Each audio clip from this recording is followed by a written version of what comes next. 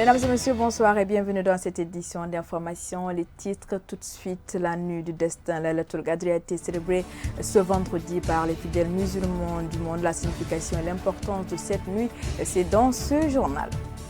L'autonomisation de la femme, un projet novateur en faveur de la gente féminine pour certaines femmes. Les initiatives ne manquent pas, zoom sur certaines d'entre elles, c'est tout de suite. Les autorités américaines ont identifié ce samedi l'auteur de la fusillade du vendredi dans une station balnéaire de Virginie qui a fait 12 morts. Voilà pour le titre, le détail, c'est dans un instant.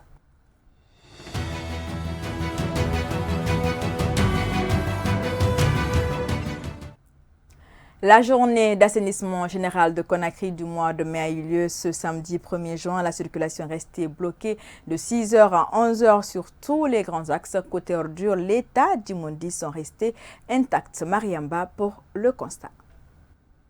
C'est suite au communiqué du ministère de l'Hydraulique et de l'Assainissement que ce samedi 1er juin a été consacré à l'assainissement. Comme à l'accoutumée, toutes les routes ont été bloquées, interdisant la circulation. Dans les différents quartiers, chacun de son côté s'y est mis pour remédier à ce fléau, même si cela reste encore critique. L'affaire des ordures est un problème très critique, imminent. Il n'y a pas où mettre les ordures. Il n'y a pas où mettre les ordures. Donc c'est fatigant. Ensuite, les citoyens, ça manque beaucoup de civisme. Moindre occasion, chacun sort ses ordures de sa concession bien déposée dans la rue. Mais là aussi, ce n'est pas de leur faute. Ils n'ont pas où mettre les ordures. Malgré le budget consenti pour cet assainissement, donc pour l'assainissement, mais toujours, il y a des failles. Si certaines personnes laissent cette responsabilité à l'État, d'autres par contre prennent à bras le corps cet acte citoyen en nettoyant leur entourage. Il y va de notre propre santé et de l'environnement qui est là, tous ces voisins-là. Chacun s'est occupé devant sa porte. Mais le problème, comment transporter ça? Hier, il y a un camion qui est venu ici, un camion poubelle de la commune. On a tout fait pour qu'ils ramassent ça pour nous. Non, ils disent que c'est les Chinois qui ont fait monter dans le caniveau, c'est eux qui vont venir chercher. On va attendre les Chinois jusqu'à quand? Jusqu'à quand? Ça, à notre détriment. Ce samedi d'assainissement n'a pas été apprécié par tous, car, disent-ils, les jours souvent attribués ne sont pas respectés. Pire, les ordures continuent de faire la loi dans la capitale guinéenne. Et puis, la question de la protection sociale étant une préoccupation de nos jours en Guinée, les hommes de médias s'organisent pour vulgariser les actions menées en cours de réalisation. Dans ce sens, c'est le cas du réseau des journalistes guinéens pour la protection sociale. Aliou Diallo nous fait le point. Cette structure de journalistes spécialisés dans le domaine de l'assistance sociale vise à promouvoir les actions menées par l'administration publique, les partenaires et voire même les particuliers dans le sens social et tous les aspects y afférents. Nous nous sommes dit qu'il serait nécessaire, vu aujourd'hui la transversalité du domaine de la protection sociale et toutes les énergies qui sont mobilisées par les gouvernements à travers les politiques nationales de développement social qu'on connaît déjà, qu'on nous chante, mais aussi avec l'apport des bailleurs traditionnels qui sont la Banque mondiale, le FMI et autres, qui apportent des moyens colossaux pour que la vie des pauvres populations soit impactée. Mais nous ne comprenons pas le processus. Nous ne savons pas comment ou quelles stratégies ou techniques de ciblage sont utilisées par ces acteurs du domaine pour atteindre ces populations. Donc nous nous sommes dit qu'il faut en devenir aussi des spécialistes du monde de la protection sociale. Pour le département de l'action sociale, cette initiative est salutaire, mais il faut aussi pérenniser pour le bien-être des plus démunis. L'apport auquel on pourrait s'attendre de la part du ministère, c'est de contribuer à soutenir avant tout le réseau. Donc, parce que le réseau va contribuer à la vulgarisation d'un instrument phare de notre département, c'est-à-dire la protection sociale. C'est un concept globalement et relativement nouveau, donc nous avons grand intérêt à ce que les bénéficiaires, mais aussi les acteurs de mise en œuvre et tous les partenaires puissent être suffisamment informés. En vue d'atteindre l'objectif que se fixe le réseau des journalistes guinéens pour la protection sociale, la structure a lancé officiellement un site d'information guinéactusocial.com. Autre registre de l'actualité, apprendre un métier pour s'assurer un avenir meilleur et le combat de plusieurs femmes et jeunes filles en Guinée. Le but est de renforcer leur capacité d'autonomisation vers des métiers de choix qui pourront leur permettre à long terme de subvenir à leurs besoins. Illustration avec ces filles rencontrées dans la banlieue de Conakry, Kadiatou Chérif Fofana. Dans cet atelier, 2 jeunes filles non diplômées apprennent à faire l'artisanat avec le textile guinéen pour fabriquer des accessoires féminins. Elles disent être attirées par l'art, mais surtout à être autonomes. En une semaine, elles confectionnent déjà ces articles. Depuis la formation, j'ai appris à faire des sacs, des colliers, des bracelets, des boucles d'oreilles, des sacoches et aussi des chaussures. C'est un collier que nous avons fait. J'ai pris la boîte de colle pour mesurer le premier cercle. Après ça, j'ai pris le bic pour encore agrandir un deuxième cercle. Après, j'ai coupé le milieu. J'ai aussi tracé un bout de carton pour recoller. Pour cet artiste, le but de cette formation est de donner un coup de pouce à la gente féminine pour leur épanouissement, tout en protégeant l'environnement avec le matériel de base utilisé.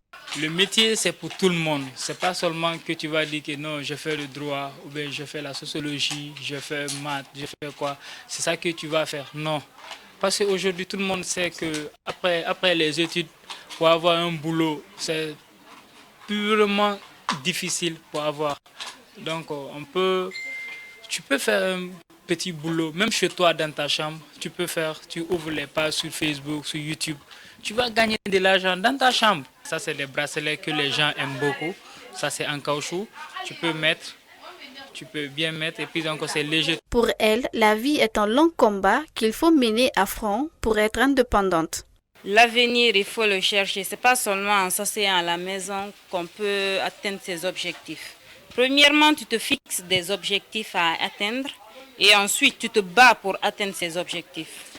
Parce que quel que soit le combat, quelle que soit ta volonté, si tu ne te bats pas pour atteindre tes objectifs, jamais tu n'arriveras. Je vais continuer à confectionner les sacs pour me faire un peu d'argent parce que les filles, elles adorent ça beaucoup dans le quartier. Je vais travailler avec ça petit à petit. J'aurai peut-être une petite entreprise des sacs à main. L'entrepreneuriat féminin semble évoluer en Guinée, d'où la nécessité d'une prise de conscience chez les jeunes filles en vue de se perfectionner pour un avenir meilleur.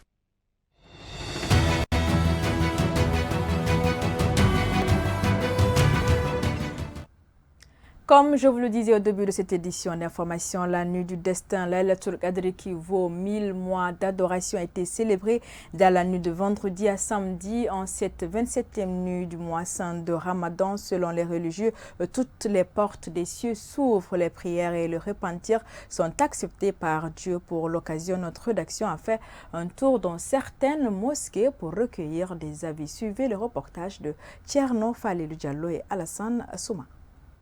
Laylatul Qadr, communément appelée la nuit du destin, est célébrée durant les 10 derniers jours du mois saint de Ramadan.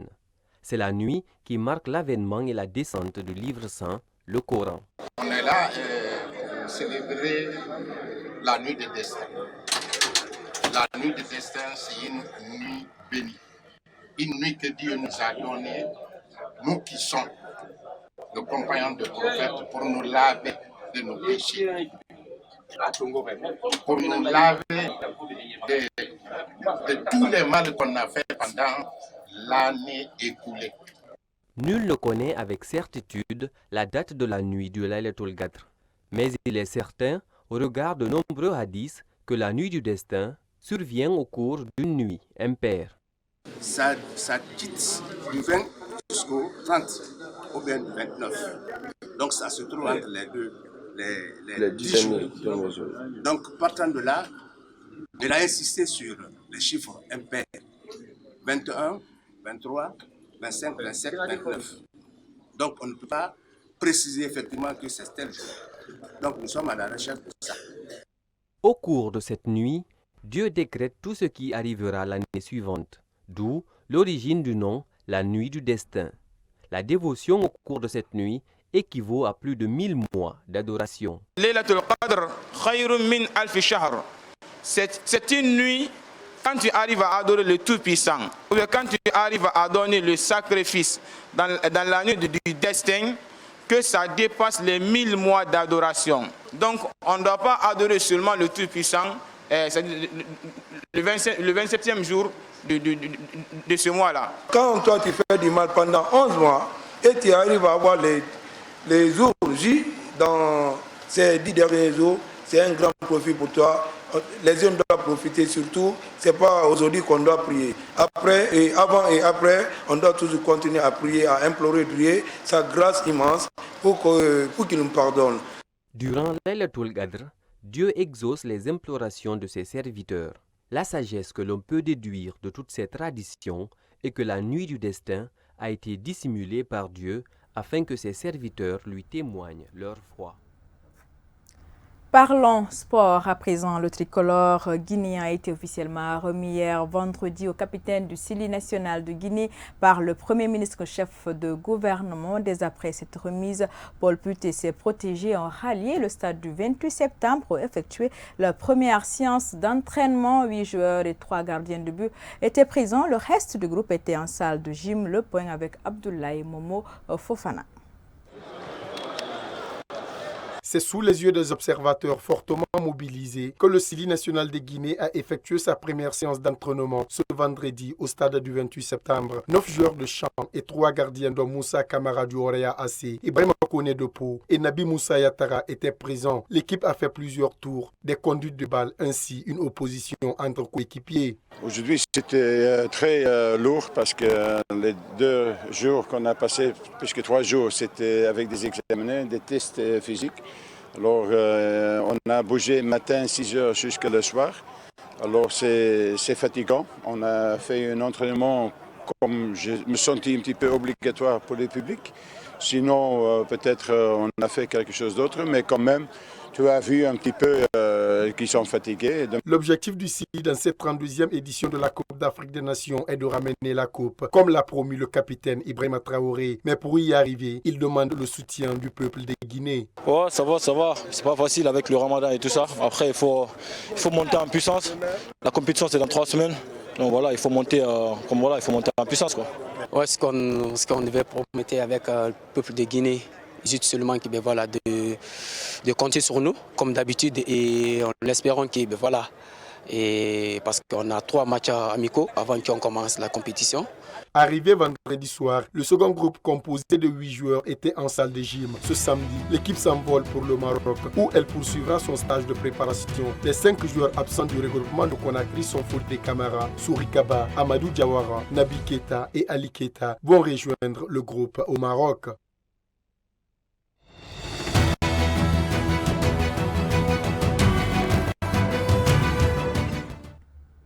Sur le continent à présent, les funérailles nationales d'Étienne Tshisekedi se sont achevées ce samedi 1er juin à Kinshasa.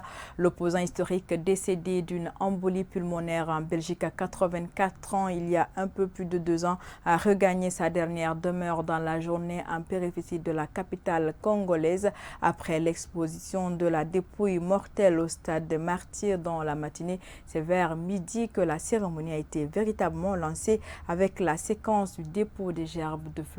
3 chefs d'État y ont pris part: Denis Sassou Nguesso du Congo, Brazzaville, suivi de Zambien Edgar Lungu et du Centrafricain Faustin Archange Touadéra.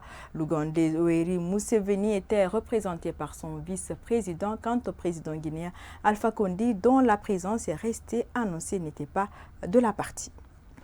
Et puis en Algérie, pour la 15e semaine consécutive, les manifestants ont défilé en force dans plusieurs villes d'Algérie.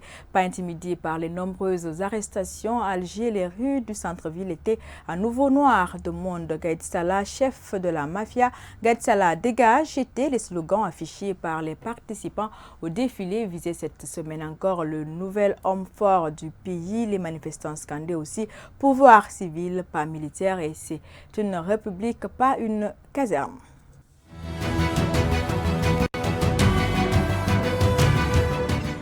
Un employé des services municipaux d'une station balnéaire de la côte est américaine a ouvert le feu vendredi dans un bâtiment de la ville, faisant 12 morts avant d'être lui-même abattu par la police. Il a été identifié ce samedi. Cette énième tragédie dans un pays marqué par la violence des armes à feu s'est reproduite à Virginia Beach, une ville de 450 000 habitants située à environ 300 km au sud de la capitale fédérale, Washington. Mesdames et messieurs, voilà comment se referme ce journal que j'ai eu le plaisir de vous présenter. Merci de l'avoir suivi. Excellente suite de programme à notre compagnie. Bonsoir, où que vous soyez à travers le monde.